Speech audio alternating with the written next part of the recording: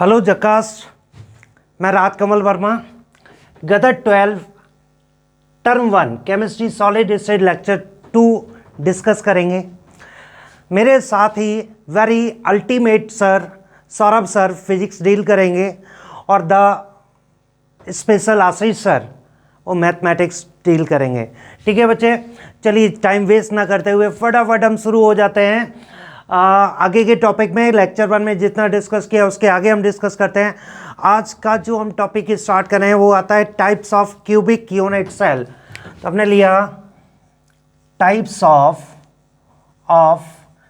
Cubic unit cell. अब देखिए types of cubic unit cell में हम कौन कौन से लेंगे। देखिए नो डाउट ये रिवीजन बैच है तो हम कहीं ना कहीं एक सिस्टमैटिक पैटर्न से शॉर्टकट में आपको एक्सप्लेन करेंगे। देखिए क्यूबिक यूनिट सेल हमने इसके 3 टाइप लिखे। एक आता है सिंपल क्यूबिक, जिसे आप प्राइमिटिव भी बोल सकते हैं, दैट इज। और एक होता है बॉडी सेंटर्ड और एक होता है फेस सेंटर्ड। देखो तीनों में देखिएगा सिंपल क्यूबिक, बॉडी सेंटर्ड और फेस सेंटर्ड के बारे में बात करेंगे। तो सिंपल क्यूबिक में क्या बताया गया कि सिंपल क्यूबिक में अगर हम क्यूब बनाते हैं, देखो बेटा हमने क्या किया, एक क्यूब बनाया और इस क्यूब में जो स्पेयर्स है, कंस्टिट्यूएंट पार्टिकल, सिर्फ और सिर्फ कॉर्नर पर प्रेजेंट है। कहां पर प्रेजेंट है? कॉर्नर पर। तो इसे बोलेंगे सिंपल क्यूबिक। क्या बोलेंगे बेटा? Simple cubic. और अगर यहीं पर कॉर्नर के साथ साथ कंस्टिट्यूएंट पार्टिकल बॉडी के सेंटर पर भी प्रेजेंट हो। कहां पर प्रेजेंट हो? बॉडी के सेंटर पर भी प्रेजेंट हो, तो इसे बोलेंगे बॉडी सेंटर्ड। क्या बोलेंगे? Body centred cubic. ठीक है। अब आता है कि बॉडी कॉर्नर के साथ साथ अगर फेस के सेंटर पर भी प्रेजेंट हो। आपको पता है क्यूब में कितने फेसेस होते हैं? तो देयर आर 6 फेसेस। तो कॉर्नर के साथ साथ और कहां पर प्रेजेंट होना चाहिए? फेस के सेंटर से। देखिए ये ऊपर फेस, ये हमने फेस को कवर कर दिया अच्छी तरह से। ये नीचे फेस, लेफ्ट राइट, ये हो गया फ्रंट और ये बैक। ठीक है। तो जो हमने फेस सेंटर्स है उन्हें हमने सॉलिड से रिप्रेजेंट किया है, तो ये से बोलते हैं face centred cubic unit cell.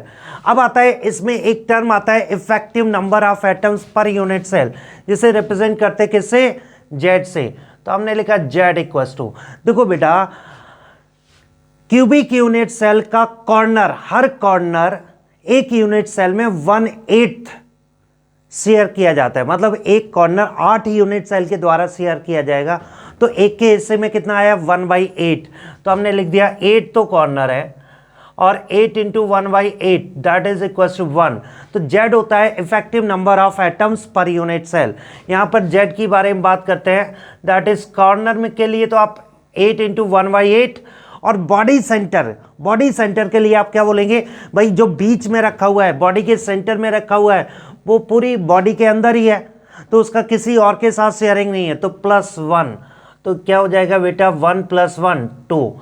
और फेस सेंटर के लिए जो जेड का वैल्यू बनेगा बेटा, वो फेस सेंटर के लिए क्या है? देखिए कॉर्नर के लिए वही contribution 8 into 1/8 plus face centre के लिए 6 इंटू 1/2। 6 फेस है और एक फेस का सेंटर, जैसे ये दीवार है ना, इस दीवार में गोला डालो, ठीक है, स्पेयर डालो, आधा स्पेयर इस हिस्से में आएगा और आधा स्पेयर दूसरे कमरे के हिस्से में आएगा। इसका मतलब किसी भी फेस के सेंटर पर जो स्पेयर है वो एक यूनिट सेल के खाते में सिर्फ आधा आएगा। तो इसका मतलब कंट्रीब्यूशन हो गया 1/2। कितने फेसेस हैं? देखो ऊपर नीचे, लेफ्ट राइट, फ्रंट बैक, मतलब 6 फेसेस हैं। तो ये वैल्यू हो जाएगी दैट इज इक्वल टू 4। कितना हो जाएगा बेटा? 4 हो जाएगा। तो हमने क्या बताया? जेड की वैल्यू बताई। ठीक है। अब आता है रिलेशन, देखते हैं रिलेशन किसके किसके बीच में है। Relation between A and R. A का मतलब है एज लेंथ और आर का मतलब है रेडियस ऑफ स्फीयर या एटम। तो बेटा रिलेशन देखो यहाँ पर ऐसे वाले ही दिखाई पड़ रहा है, थोड़ा सा मॉडल के फॉर्मेट में भी रिप्रेजेंट करते हैं। सपोज अगर हमने एक फेस लिया है, इसे ध्यान से देखना, एक फेस लिया हुआ है, एक फेस में दो स्फीयर, ध्यान से देखिएगा बेटा, दो स्फीयर के सेंटर के बीच की डिस्टेंस को बोलते हैं एज लेंथ ए। अब बताइए एज लेंथ ए आपको क्या दिख रहा है, edge length A equals to 2 twice of radius of sphere.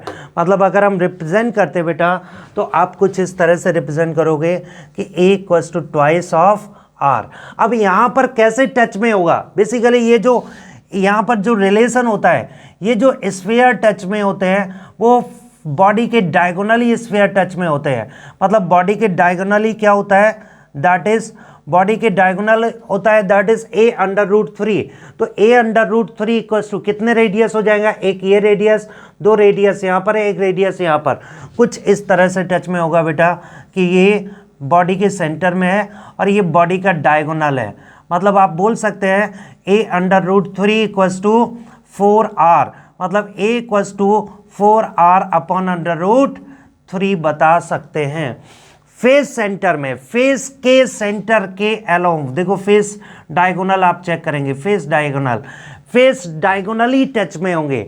और फेस डायगोनल होता क्या है बेटा, a under root 2 equals to, और ये हो जाएगा 4r, तो a इक्वल्स टू क्या हो जाएगा 4r upon under root 2। Clear हो गया। तो हमने किसका किसका रिलेशन निकाल दिया, a और r का तीनों केस में रिलेशन डिस्कस कर दिया। अब आता है डेंसिटी का फॉर्मूला। बच्चे डेंसिटी क्या होती है, डेंसिटी होती है मास अपॉन वॉल्यूम। अब मास किसका होता है, एक यूनिट सेल में जितने एटम होंगे उनका mass divided by volume of unit cell. तो हमने लिख दिया कि भाई अब डेंसिटी के बारे में लिखते हैं, कहीं कहीं डेंसिटी डी या रो से रिप्रेजेंट करते हैं डेंसिटी।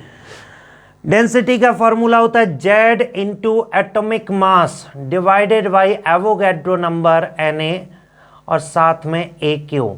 ठीक है, अब Z की जो जो वैल्यू है वो रख दीजिएगा। यहाँ पर Z को रिप्रेजेंट करेंगे, it is equal to Z होता है that is 1, A represent atomic mass, Na Avogadro number और A का वैल्यू है आर के टर्म में, जो भी दिया जाए, डायरेक्ट दिया जाए तो डायरेक्ट अप्लाई करिएगा, अदरवाइज रेडियस की हेल्प से आप A का वैल्यू निकाल सकते हैं। इसी तरह से इसमें डेंसिटी हो जाएगी, Z का वैल्यू क्या हो जाएगा 2, atomic A represent atomic mass, Na represent Avogadro number और A is the edge length AQ। Clear है। और यहाँ पर डेंसिटी क्या हो जाएगी बच्चे, डेंसिटी इक्वल्स टू Z का वैल्यू यहाँ बनेगा 4, A atomic mass divided by Avogadro number और साथ में AQ। साथ में क्या होगा बच्चे, AQ होगा। ठीक है, तो हमने किसके बारे में बताया, it is simple cubic, body centre और फेस सेंटर के बारे में बताया। ठीक है, अब आता है packing fraction, very important point, direct question पूछा जाता है पैकिंग फ्रैक्शन से रिलेटेड, डायरेक्ट डेंसिटी से रिलेटेड क्वेश्चन पूछा जाता है, डेंसिटी का फॉर्मूला अप्लाई करेंगे। पैकिंग फ्रैक्शन, बच्चे पैकिंग फ्रैक्शन क्या होगा, represented by PF, packing fraction. तो हमने रिप्रेजेंट किया कि भाई PF इक्वल्स टू क्या होता है, पैकिंग फ्रैक्शन का मतलब समझ लीजिएगा कि जब यूनिट सेल पैक किया गया तो कितना फ्रैक्शन पैक्ड है और कितना फ्रैक्शन खाली है। तो पैकिंग फ्रैक्शन होता है वॉल्यूम ऑफ स्फीयर्स या एटम्स या molecules per unit cell divided by volume of unit cell. क्या करेंगे, volume of spheres per unit cell divided by volume of unit cell. मतलब किस तरह से रिप्रेजेंट करेंगे, that is Z into 4/3 pi RQ divided by AQ। बच्चे यहाँ पर Z का वैल्यू रखिएगा 1 और A इक्वल्स टू रखेंगे 2R, तो ये जो वैल्यू आएगी 0.52 आएगा। क्या आ जाएगा बच्चे, यहाँ पर देखेंगे बेटा दैट विल बी 0.52। अगर यही परसेंटेज निकालना पड़ता तो तुरंत आप परसेंटेज के लिए 100 से मल्टीप्लाई करते तो ये हो जाता है 52%। क्लियर है। तो हमने किसके बारे में बताया, पैकिंग फ्रैक्शन। अब बताइए बेटा ये पैकिंग फ्रैक्शन है तो एम्प्टी फ्रैक्शन, खाली जगह क्या होगी, तो 1 माइनस पैकिंग फ्रैक्शन। इसे एम्प्टी फ्रैक्शन AF और वॉइड फ्रैक्शन भी बोलते हैं 1 माइनस PF और that is equal to 1 minus 0.52 और दैट इज इक्वल टू 0.48, कितना हो जाएगा 0.48, 0.48 हो जाएगा। ठीक है बेटा, तो हमने बताया किसके बारे में बता दिया, एम्प्टी फ्रैक्शन। तो यहीं पर पैकिंग फ्रैक्शन, अब देखो सेम फॉर्मूला अप्लाई करेंगे, बस जेड का वैल्यू अप्लाई करना है। यहाँ जेड, ये बेटा जेड है, याद रखिएगा, इट इज़ नॉट 2 जेड। यहाँ पर देखिए packing fraction equals to Z का वैल्यू क्या हो जाएगा, जेड यहाँ पर आता है 2 इंटू 4/3 पाई आर क्यू और डिवाइडेड बाई ए क्यू, और सब वैल्यू रखेंगे, और ये जो वैल्यू आएगी बेटा, ये वैल्यू आएगी 0.68, मतलब 68% पैक है। कितना परसेंट पैक है, 68%। तो खाली कितना बचा, 1 माइनस 0.68, यानी कि एम्प्टी फ्रैक्शन हुआ, दैट इज 0.32। तो हमने लिख दिया empty fraction equals to 1 minus 0.68 और इक्वल्स टू हो जाएगा दैट इज 0.32। क्या लिखेंगे बच्चे, 1 माइनस 0.68 इक्वल्स टू 0.32, यानी कि 32%, कितना 32% खाली है, 32% खाली है। और यहाँ पर पैकिंग फ्रैक्शन लिखेंगे P F equals to 4 into 4/3 pi R Q divided by that is A Q, और इसका वैल्यू आ रहा है 0.74, और एम्प्टी फ्रैक्शन का वैल्यू आ रहा है that is equals to 1 minus this, 1 minus 0.74 that is equals to 0.26। तो बेटा सबसे अच्छी पैकिंग अगर इन तीनों में देखी जाए तो किसकी दिख रही है, that is face centred cubic unit cell की। किसकी दिख रही है, face centred cubic unit cell की। अब एक टर्म और देखते हैं, एक टर्म आता है दैट इज कोऑर्डिनेशन नंबर। किसकी बात करें बेटा, कोऑर्डिनेशन नंबर। जरा पानी पी लिया जाए।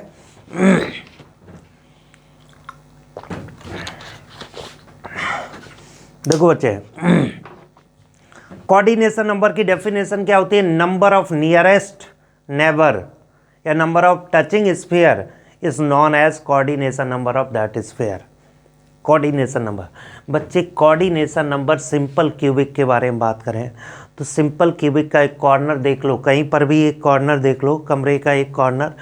कॉर्नर क्या होगा, 3 एक्सिस के बीच का सेंटर है, x axis, y axis, z axis. तो एक कॉर्नर 8 यूनिट सेल के द्वारा शेयर किया जा रहा है, और तीनों एक्सिस के अलोंग देखेंगे एक कॉर्नर, भाई एक एक्सिस के लेफ्ट साइड और राइट साइड क्या होगा, एक साइड और दूसरे साइड 2 स्फीयर से टच में हो गया, तो 3 एक्सिस हो गए। जैसे हमने ये कहा कि हमारे पास में ये 3 एक्सिस है, ये 3 एक्सिस हमने बनाए, ठीक है। तो ये कॉर्नर बीच में है, ये कॉर्नर क्या होगा, इस स्फीयर से भी टच में होगा, इस स्फीयर से भी, इसके भी टच में होगा, इसके भी टच में होगा, इसके भी टच में होगा।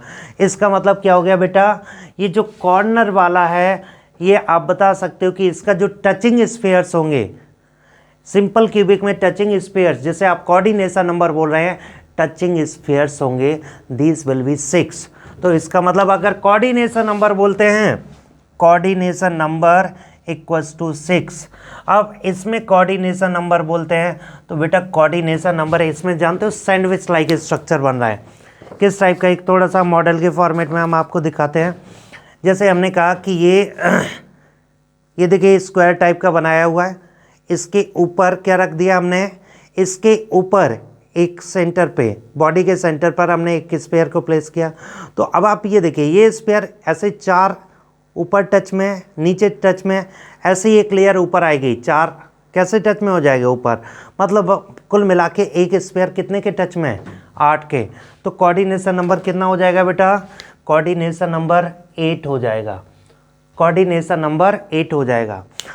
अब आता है coordination number of face centre. तो बेटा क्या होता है, face centre, coordination number of face centre होता है 12। कैसे मैं कहूँ कि एक जो कॉर्नर है ना, कॉर्नर एक्स वाई प्लेन के 4 फेसेस के सेंटर के टच में होता है। एक्स वाई में 4 फेसेस और 4 फेसेस में 4 सेंटर, तो 4 तो ये टच में हो गए। ऐसे ही वाई जेड के 4 फेसेस के सेंटर के टच में होगा तो 4 4 8 हो गया। ऐसे ही जेड एक्स के 4 फेसेस के सेंटर के टच में हो गया तो क्या हो गया, और 4 ले लिए तो 12 हो गया। तो टोटल कितना कोऑर्डिनेशन नंबर हो जाएगा, that is 12, coordination number equals to 12। तो हमने क्या किया, यहाँ पर सिंपल क्यूबिक के जितने भी फॉर्मेट हैं जो यूज़ होते हैं उन सभी को एक साथ डिस्कस कर दिया। क्लियर हो गया कि नहीं। अब थोड़ा सा क्वेश्चन भी लेते हैं, क्वेश्चन कैसे बनते हैं। सीधा सीधा क्वेश्चन पूछा जाता है। क्वेश्चन हमने यहाँ लिया कि if x atoms are present, if x atoms are present at corners of face centered cubic unit cell and y atoms are present at face centers of unit cell. Find out formula of compound. तो देखिए question को कैसे solve करना है, हमने लिख दिया x Y, हमने क्या लिख दिया एक्स कहाँ पर प्रेजेंट है, 4 ऑप्शन दिए गए, यहाँ पर ऑप्शन दिए जाएंगे। तो इसमें ऑप्शन जैसे मैं इधर ऑप्शन दे रहा हूँ, ए है, एक ए ऑप्शन दिया गया है that is x3y, B option दिया गया है xy3, सी ऑप्शन दिया गया xy2 और डी ऑप्शन दिया गया इट इज x2y। तो चेक करते हैं क्या आंसर होना चाहिए बच्चे। x कहाँ पर प्रेजेंट है, कॉर्नर पर, तो हमने कॉर्नर कितने होते हैं 8, कंट्रीब्यूशन कितना होता है 1/8। y कहाँ पर प्रेजेंट है, फेस सेंटर कितने होते हैं 6, कंट्रीब्यूशन 1/2। तो क्या हो गया 8 × 1/8, तो ये तो हो गया 1 और ये हो गया 3। तो ये बन रहा है फॉर्मूला xy3। मतलब हमारा आंसर क्या होना चाहिए, आंसर होगा that is equals to B option. क्या होगा बेटा, बी ऑप्शन xy3। तो इस तरह से क्वेश्चन पूछे जाएंगे। कई बार मिक्स करके भी क्वेश्चन पूछते जा सकते हैं कि भाई 50% कॉर्नर एक्स के द्वारा, रिमेनिंग कॉर्नर और 50% फेस सेंटर वाई के द्वारा, रिमेनिंग फेस सेंटर किसके द्वारा, जेड के द्वारा। तो इस टाइप से भी क्वेश्चन पूछा जा सकता है। ठीक है, चलिए किस टाइप का भी क्वेश्चन हम लेंगे।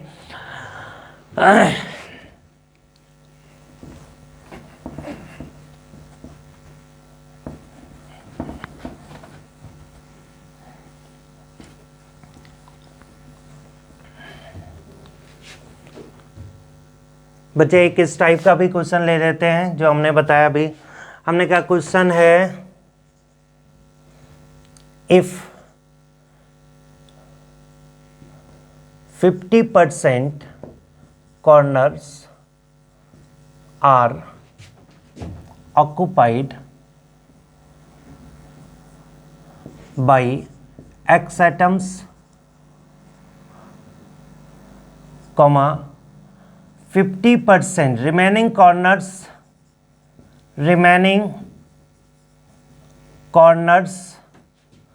and 50%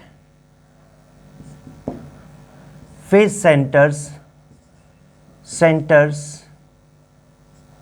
are occupied by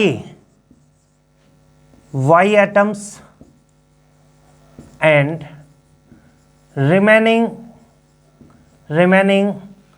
face centers by z atoms. Find out formula of compound. हमें क्या फाइंड करना है, फॉर्मूला ऑफ कंपाउंड फाइंड करना है। Find out formula of compound. ठीक है बेटा, तो चलिए कंपाउंड के लिए जो लिखा है वही जैसे बोला गया x, y और z, इस तरह से लिखना है। हमने लिख दिया एक्स वाई जेड 50%, मतलब कॉर्नर कितने होते हैं 8, कितने कॉर्नर होते हैं टोटल 8, 8 में से 4 किसके द्वारा एक्स के द्वारा, तो 4 इंटू 1/8। अब आता है क्या 50% तो कॉर्नर हो गए एक्स के द्वारा, फिर बोला गया रिमेनिंग कॉर्नर्स जो बचे हुए कॉर्नर हैं 4 into 1/8 plus 50% face centres 6 into 1/2 y के द्वारा।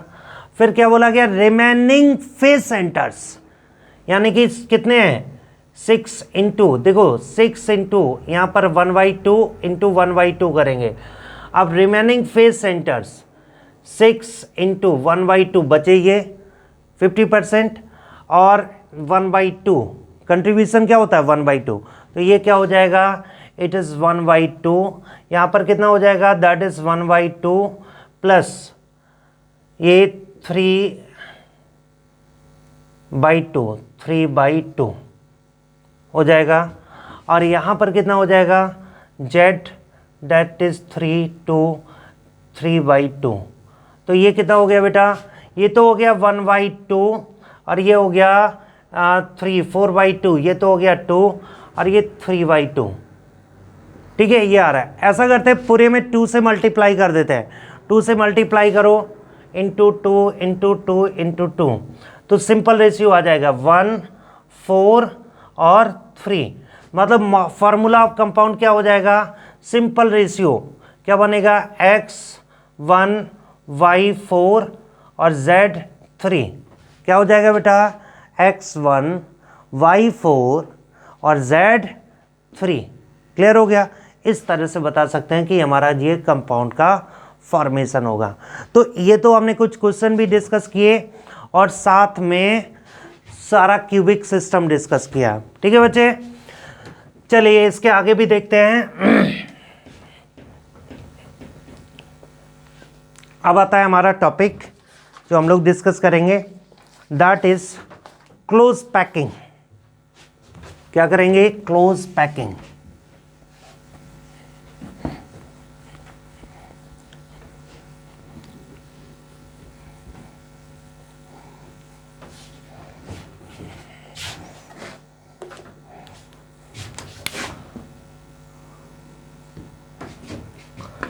क्लोज पैकिंग,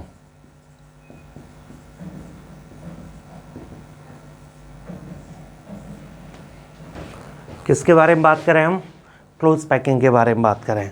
ठीक है, तो सबसे पहला आता है 1D close packing, 1 dimensional close packing, 1 dimensional close packing. 1 dimensional close packing के बारे में क्या बताया गया बेटा ना, स्पेयर्स को लाइन वाइज प्लेस कर दो, स्पेयर्स को लाइन वाइज प्लेस कर दो, तो ये जो क्लोज पैकिंग होगी it is 1 dimensional close packing होगी। इसमें एक स्पेयर अड़ोसी पड़ोसी के 2 के साथ में टच में होगा, तो कोऑर्डिनेशन नंबर बनेगा दैट इज 2। क्या बनेगा 2। फिर आता है that is 2D close packing, 2D close packing,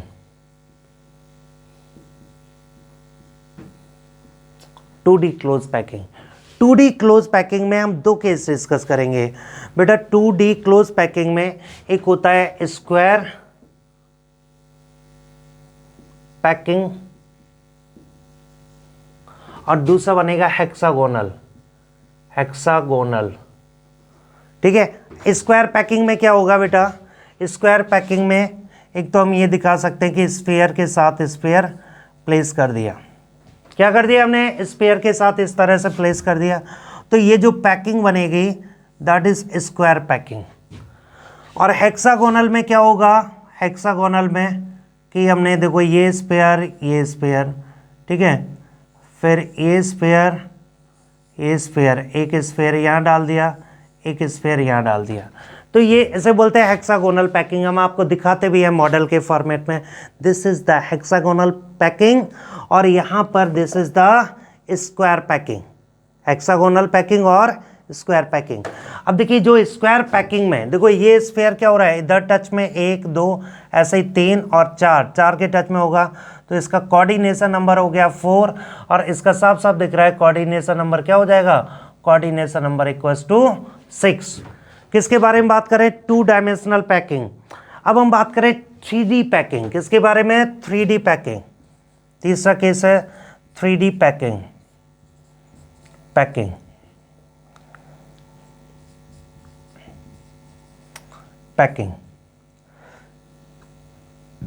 3D packing में सबसे पहला पॉइंट आया AA packing,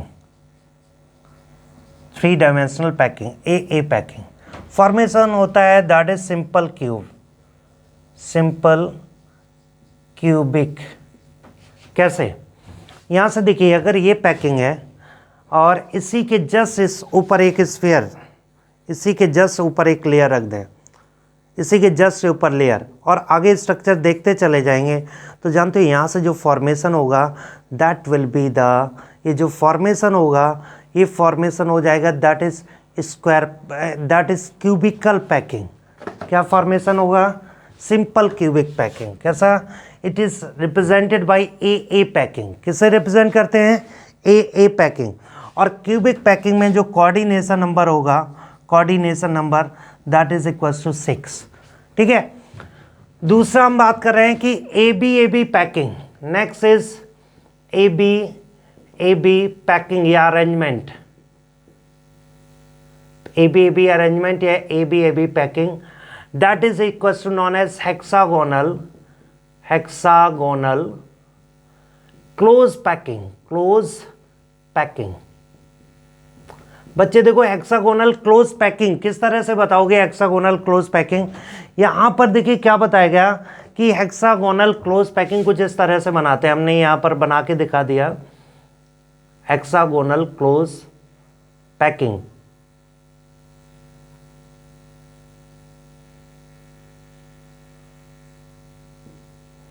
hexagonal close packing.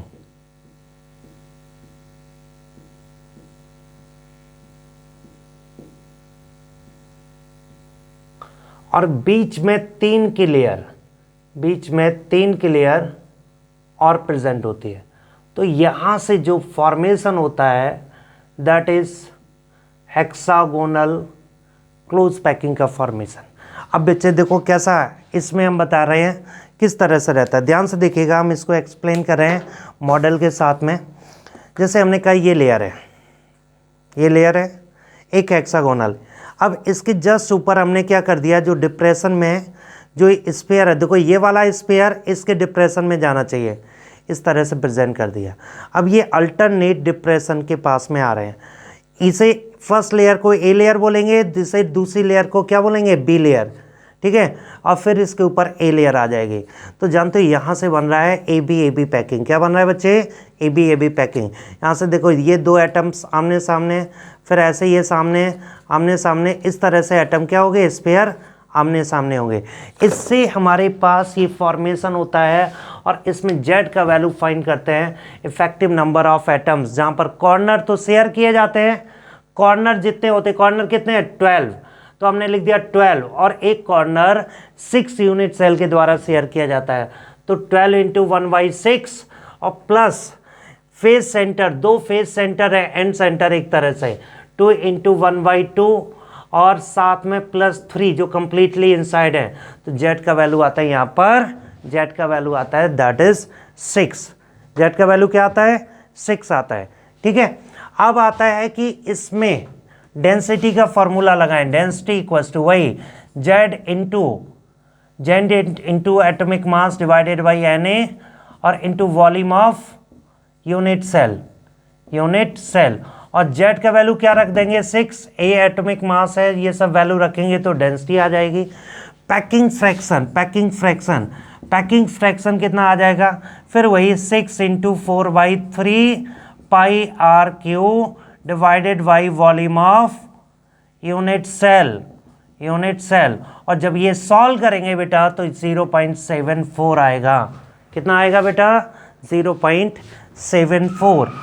और इसी तरह से पैकिंग फ्रैक्शन आ गया तो एम्प्टी फ्रैक्शन कितना आ जाएगा? 0.26। ठीक है। कोऑर्डिनेशन नंबर कितना होगा बच्चे? ऐसे चेक करो कि हमने कहा कि अगर हम रिप्रेजेंट करते हैं कि भाई A लेयर B लेयर, इस तरह से देखो सपोज हमने कहा कि ये इसका जो सेंटर वाला एटम है कितने के टच में है, 6, एक लेयर ऊपर आ गई 3 की, कितना हो गया 6 + 3 9। ऐसे ही आप ए बी लेयर अरेंज करते जाएंगे, 3 की लेयर एक नीचे आ गई, तो कितना हो गया 9 3 12। मतलब ये क्या हो गया बी ए या ए बी अरेंज करते जाइएगा। तो ये इसके सेंटर वाला हेक्सागोनल के सेंटर वाला ये कितने के टच में हो गया 12। कितने के टच में हो गया बच्चे, 12 के टच में हो गया। तो कोऑर्डिनेशन नंबर क्या बनेगा, 12 बनेगा। तो इसका कोऑर्डिनेशन नंबर रहता है 12। ठीक है, अब आता है एक और केस आता है ए बी सी पैकिंग। तो चलिए वो भी देख लेते हैं। ए बी सी पैकिंग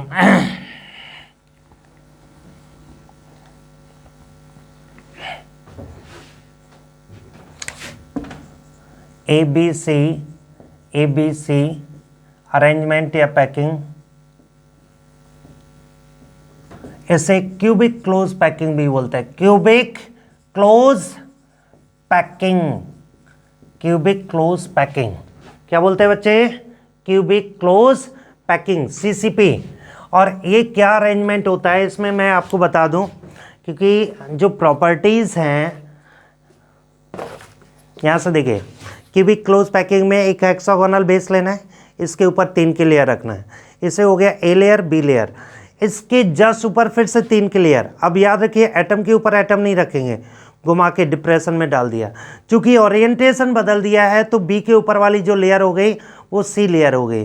तो ए बी सी फिर से ये लेयर आ गई, फिर ए बी सी, फिर ए बी सी। अब इसका ओरिएंटेशन बदल गया है, ये स्फीयर आमने सामने नहीं होंगे।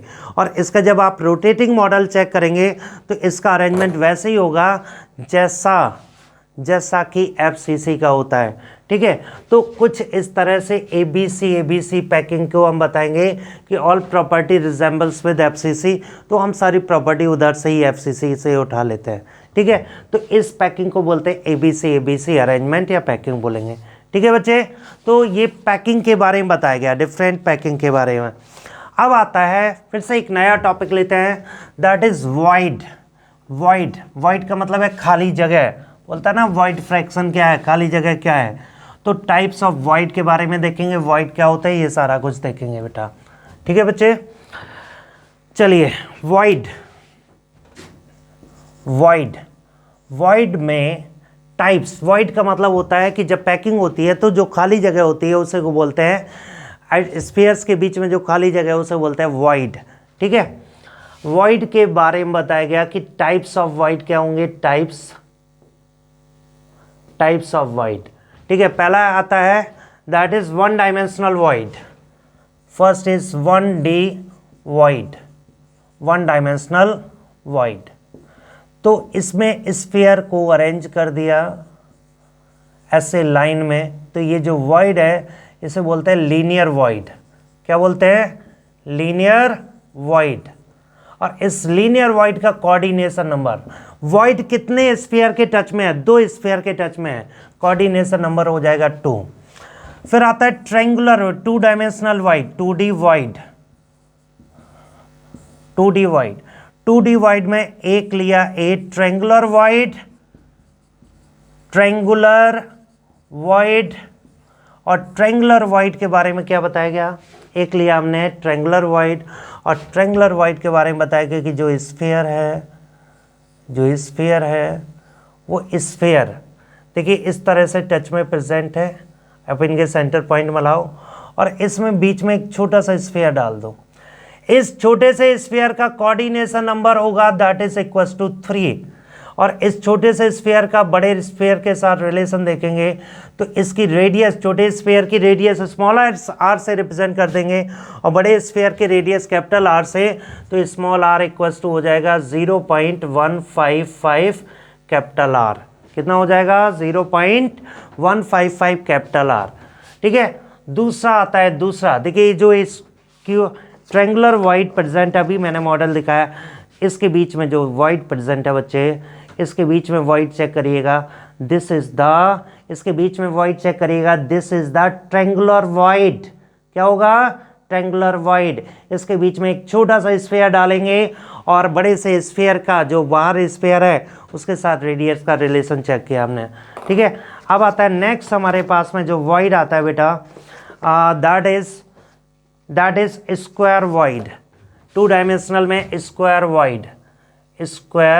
वॉइड। ठीक है, तो स्क्वायर वॉइड कैसे बनेगा? स्क्वायर वॉइड में स्फीयर को कुछ इस तरह से अरेंज कर दो, स्फीयर को अरेंज करिएगा और ये जो वॉइड तैयार होता है यहाँ पर बनेगा स्क्वायर वॉइड। अब आपको साफ साफ दिख रहा होगा ये है स्क्वायर वॉइड। एग्जाम्पल देखिए, स्क्वायर वॉइड। ठीक है, तो ये जो स्क्वायर वॉइड है इसका रिलेशन अगर आप चेक करेंगे, यहाँ पर आप रिलेशन चेक करेंगे, एक छोटा सा स्फीयर डाला हुआ है, तो small r equals to 0.414 capital R, ये बन गया स्क्वायर वॉइड। 0.414 कैपिटल R से रिप्रेजेंट करेंगे। ठीक है बच्चे, अब आता है, ये तो था 2 डायमेंशनल वॉइड। अब नेक्स्ट आता है 3D वॉइड। तीसरे केस आता है, थर्ड केस 3 डायमेंशनल वॉइड। अच्छा, इसका कोऑर्डिनेशन नंबर क्या होगा? स्क्वायर वॉइड का कोऑर्डिनेशन नंबर बीच में छोटा सा स्फीयर है, 4 स्फीयर के टच में, तो कोऑर्डिनेशन नंबर हो जाएगा 4। कितना हो जाएगा बच्चे? Coordination number will be 4। ठीक है बेटा, फिर से हम बात करते हैं 3 डायमेंशनल वॉइड। 3 डायमेंशनल वॉइड में एक आता है tetrahedral void. First is tetrahedral void, जिसे आप TH वॉइड भी बोलते हैं, TH void.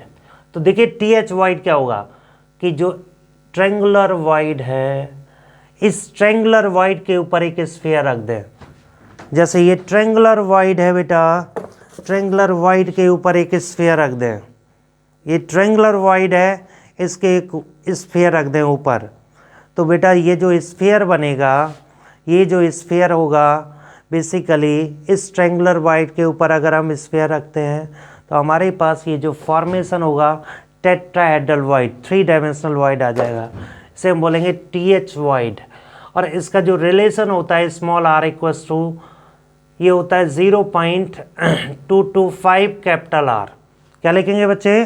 0.225 capital R। Next आता है that is octahedral void. Octahedral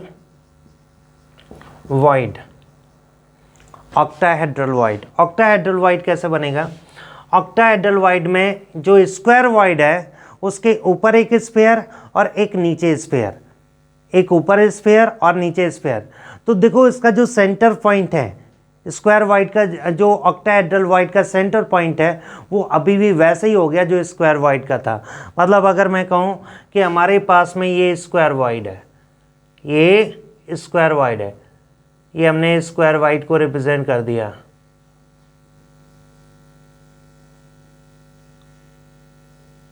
ये स्क्वायर वॉइड, इसके ऊपर एक स्फीयर रख दिया और इसी के नीचे एक स्फीयर रख दिया। तो यहाँ पर जो वॉइड जनरेट होगा दैट विल बी, यहाँ पर जो वॉइड जनरेट होगा बेटा, ये वॉइड कैसा जनरेट होगा? That is octahedral void. मतलब ऑक्टाहेड्रल वॉइड अगर हम सोचना भी चाहें तो कुछ इस तरह से होगा कि ये हमने कहा कि ये जो हमारे पास वॉइड है, ये स्क्वायर वॉइड, इसके ऊपर एक स्फीयर रख दिया, इसके ऊपर एक स्फीयर रख दिया और इसी के नीचे एक स्फीयर रख दें। इसी के हम नीचे क्या कर दें? एक स्फीयर रख दें। इसी के नीचे एक स्फीयर रख दिया। ठीक है, इसी के नीचे देखो एक ऊपर स्फीयर, एक नीचे स्फीयर। तो बच्चे जानते हो क्या बन जाएगा? ये तैयार हो जाएगा आपका ऑक्टाहेड्रल वॉइड। एक ऊपर और एक नीचे, ये तैयार हो जाएगा ऑक्टाहेड्रल वॉइड। तो बेटा जो ऑक्टाहेड्रल वॉइड बन रहा है, ऑक्टाहेड्रल वॉइड, एक तो ये तरीका है। अच्छा, ऑक्टाहेड्रल वॉइड का रिलेशन होगा small r equal to 0.414 capital R, ये रिलेशन होगा। कोऑर्डिनेशन नंबर क्या हो जाएगा? कोऑर्डिनेशन नंबर जो वॉइड है, एक ऊपर एक नीचे 4 साइड में, तो कितना हो जाएगा? कोऑर्डिनेशन नंबर हो जाएगा 6। अब एक तरीका तो ये है, देखो हमने 2 तरीके से हमें ऑक्टाहेड्रल वॉइड बना सकते हैं बेटा, 2 तरीके से ऑक्टाहेड्रल वॉइड बना सकते हैं। एक तो तरीका ये है कि ये हमने स्क्वायर के ऊपर और एक नीचे, ऑक्टाहेड्रल वॉइड तैयार हो गया।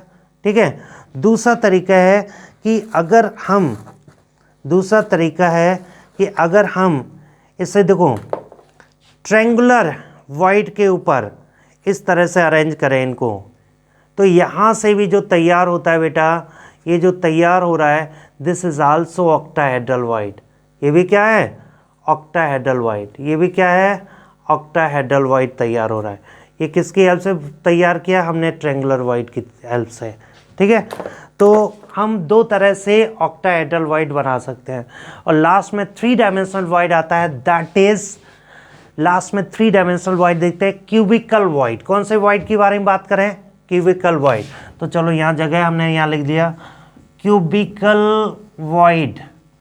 क्यूबिकल वॉइड, क्यूबिकल वॉइड क्या होता है? सिंपल क्यूब के बीच में जो जगह है उसे बोलते हैं क्यूबिकल वॉइड। और इसका जो रिलेशन होता है small r equals to 0.732 capital R। मतलब सिंपल क्यूबिक के बीच का जो सेंटर पॉइंट पर जो खाली जगह पड़ रही है उसी को बोलते हैं क्यूबिकल वॉइड। ये बॉडी के डायगोनली टच में होता है और इसका कोऑर्डिनेशन नंबर होता है दैट इज 8। मतलब बीच वाली जगह 4 नीचे टच में 4 ऊपर, तो कोऑर्डिनेशन नंबर कितना हो जाएगा? 8 हो जाएगा। क्लियर हो गया कि नहीं? तो ये वॉइड के बारे में बताया गया। अब आता है कि लोकेशन ऑफ वॉइड के बारे में, तो बहुत ज़्यादा अभी डिटेल डिस्कस नहीं करेंगे। देखिए जो हमारा वॉइड है जनरली यूज़ करेंगे, हम बोलेंगे कि हमारे पास में TH वॉइड इन FCC, CCP और HCP में। TH वॉइड इक्वल्स टू होता है ट्वाइस ऑफ Z। इन सभी में Z का जितना वैल्यू होगा उसका जस्ट डबल TH वॉइड होगा। और OH void equals to Z। जितना Z का वैल्यू होगा effective number of atoms per unit cell, वही OH वॉइड होगा। क्लियर हो गया? मतलब अगर हम बोले FCC CCP में TH वॉइड कितना हो जाएगा? FCC CCP में Z का वैल्यू होता है 4, तो TH वॉइड होगा 8, OH वॉइड होगा 4। अब HCP के बारे में बात करें तो TH वॉइड होगा 6 इंटू 2 12 और OH वॉइड होगा that is equals to 6। Clear हो गया कि नहीं? तो TH वॉइड और OH वॉइड। अब आता है in BCC body centre cubic no symmetrical void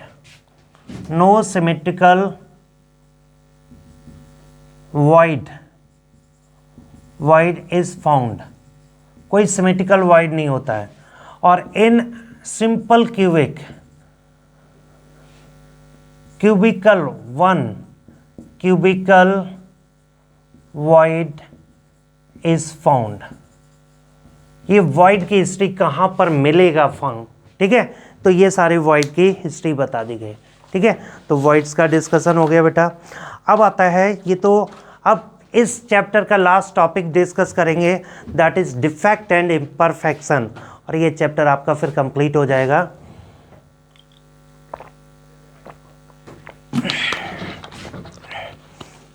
next topic आता है डिफेक्ट और इम्परफेक्शन। अब इसको रब कर रहे हैं बच्चे।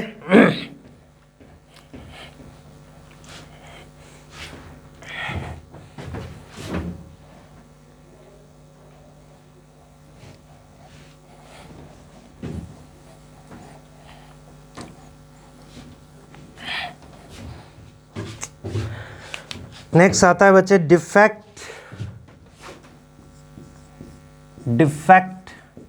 और इम्परफेक्शन।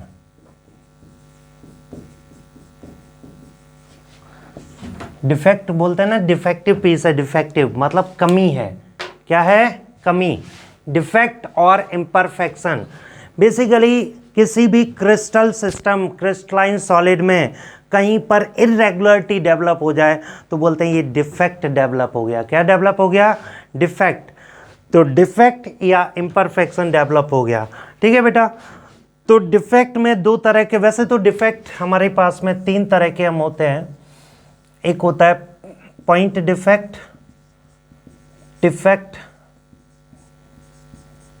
दूसरा लाइन डिफेक्ट, और तीसरा होता है प्लेन और स्क्रू डिफेक्ट। लेकिन अपने सिलेबस में केवल पॉइंट डिफेक्ट। क्या है? Point defect. जैसे आप देखो ना, कपड़ा खरीदने जाओ, नई शर्ट खरीदने जाओ, एकदम चकाचक वाइट शर्ट खरीदनी थी और एक जगह पर कट का निशान बना हुआ है, तुरंत कहोगे अरे भाई शर्ट डिफेक्टिव है। क्या बोल देते हैं? शर्ट डिफेक्टिव है। कहीं पर दाग लगा हुआ है, तुरंत बोलते हैं शर्ट कैसी है? डिफेक्टिव है। लेकिन ये जीन्स के लिए लागू नहीं हो रहा है आजकल, क्योंकि जीन्स में देखते हैं कि अगर जितने कट स्क्रैचेस लगे हुए, अरे भाई ये घिसी हुई जीन्स है, इसकी कॉस्ट तो और भी ज़्यादा है। तो डिफेक्ट कहाँ पर हम देख रहे हैं? कोट पैंट, या फिर हम इसमें देख रहे हैं शर्ट के लिए कि कहीं पर भी एक पॉइंट पर दाग लगा हुआ है, कट का निशान है, तो बोलते हैं पॉइंट डिफेक्ट। मतलब एक क्रिस्टलाइन सॉलिड में एक पर्टिकुलर पॉइंट पर इरेगुलरिटी डेवलप हो गई, किसकी वजह से? Missing of constituent particle, misplacement of constituent particle और रिप्लेसमेंट ऑफ कंस्टिट्यूएंट पार्टिकल, किसी की वजह से भी हो जाए तो इसे बोलेंगे पॉइंट डिफेक्ट। पूरी लाइन में हो जाए तो लाइन डिफेक्ट, और किसी भी पर्टिकुलर प्लेन के लाइन में हो जाए तो प्लेन डिफेक्ट। तो इनको नहीं पढ़ना है, सिर्फ पॉइंट डिफेक्ट पे ध्यान देना है। पॉइंट डिफेक्ट फर्दर क्लासीफाई किया गया बेटा, फर्दर क्लासीफाई किया गया, that is stoichiometry defect, stoichiometric,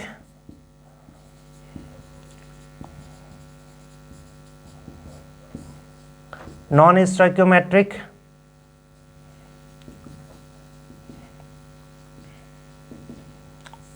impurity, impurity defect. Stoichiometry defect का मतलब हुआ कि डिफेक्ट के बाद फॉर्मूले में कोई चेंज ना आए, that is stoichiometry defect. Defect के बाद जैसे हमने लिखा है NaCl, डिफेक्ट है फिर भी फॉर्मूला अभी भी NaCl है, चाहे जितना डिफेक्ट हो जाए फॉर्मूला NaCl ही रहे। मतलब इसमें डिफेक्ट भी है लेकिन फॉर्मूला चेंज नहीं हुआ, स्टोइकियोमेट्री चेंज नहीं हुआ, स्टोइकियोमेट्री डिफेक्ट। अगर स्टोइकियोमेट्री चेंज हो जाए, जैसे FeO की जगह Fe 0.98O हो जाए, Fe 0.96O हो जाए, तो मतलब कैसा हो गया? Non stoichiometry defect. Impurity defect क्या होगा? जैसे एक पर्टिकुलर मेटल है, उसमें कोई फॉरेन मटेरियल आ गया है और उसकी वजह से जो डिफेक्ट हो गया, इनर्ट मटेरियल प्रेजेंट हो गया, जिसकी वजह से जो डिफेक्ट डेवलप होगा, दैट इज इम्प्योरिटी डिफेक्ट। तो अब आते हैं दैट इज स्टोइकियोमेट्री और नॉन स्टोइकियोमेट्री डिफेक्ट में। स्टोइकियोमेट्रिक और स्टोइकियोमेट्रिक में हम बताएंगे दो तरह के। क्या होगा? एक होता है शॉटकी, SCHOTTKY, शॉटकी डिफेक्ट, और एक होता है फ्रैंकेल डिफेक्ट।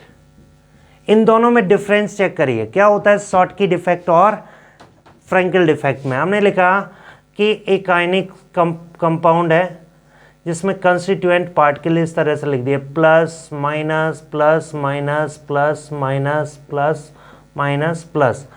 अब आता है कि सपोज फॉर्मूला आ रहा है ये A प्लस B माइनस, मतलब इट इज AB।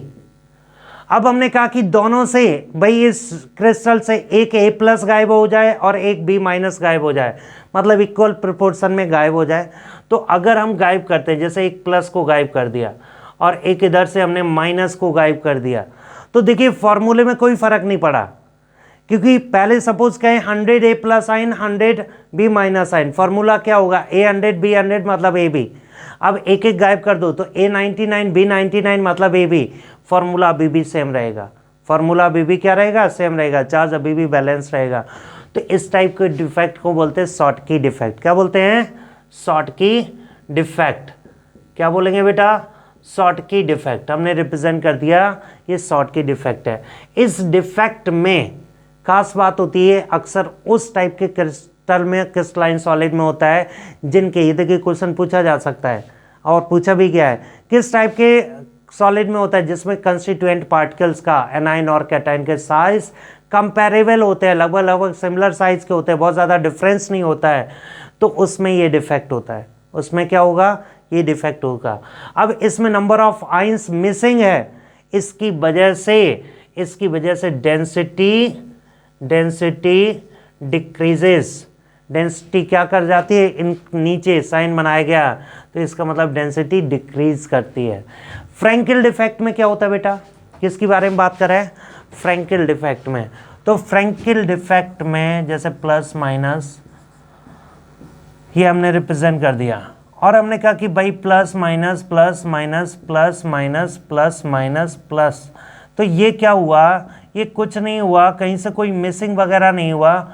ये जो कैटाइन है अपने बगल में जो वैकेंट स्पेस पड़ा हुआ है वॉइड इंटरस्टिशियल साइड, वो जाके इधर जंप कर गया और यहाँ पर खाली जगह पड़ी हुई है, यहाँ पर चला गया, यहाँ पर हो गया प्लस।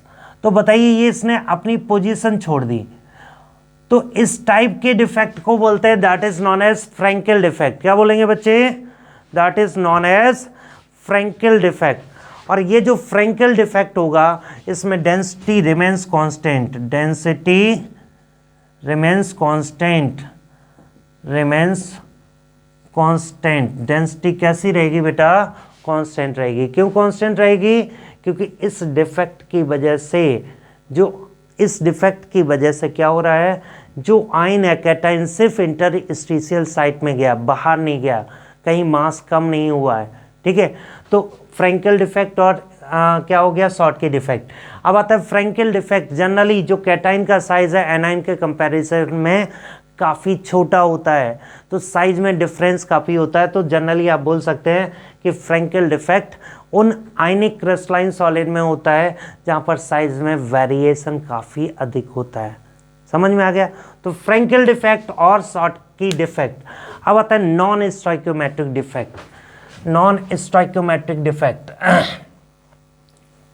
तो बच्चे नॉन स्टोइकियोमेट्रिक डिफेक्ट में जो हम पॉइंट डिस्कस करेंगे लास्ट में समराइज कर रहे हैं, तो बेटा क्या होगा, non stoichiometric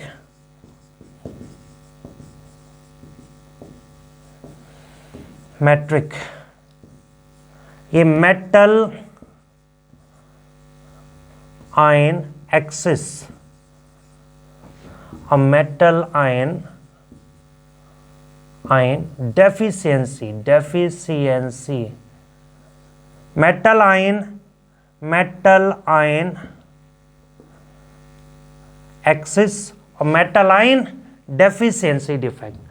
metal ion excess और मेटल आयन डेफिशिएंसी डिफेक्ट मतलब क्या हुआ कि अगर मैं कहूँ कि सपोज हमने ये प्लस माइनस इस तरह से बनाया हुआ है, जैसे हमने ए बी कंपाउंड लिया, ए प्लस और बी माइनस, तो होगा क्या कि जैसे हमने लिखा plus minus plus minus plus minus plus minus plus, हमने मेटल आयन एक्सिस एक तो कैटाइन गायब कर दिया और दो एनाइन गायब कर दिए। दो एनाइन यहाँ से उड़ा दिए, एक ये एनाइन उड़ा दिया, एक ये एनाइन उड़ा दिया और एक कैटाइन गायब कर दिया, एक कैटाइन गायब कर दिया। मतलब ये खाली जगह हो गई ये कैटाइन की और ये एनाइन गायब कर दिए, ये हमने क्या कर दिया एनाइन।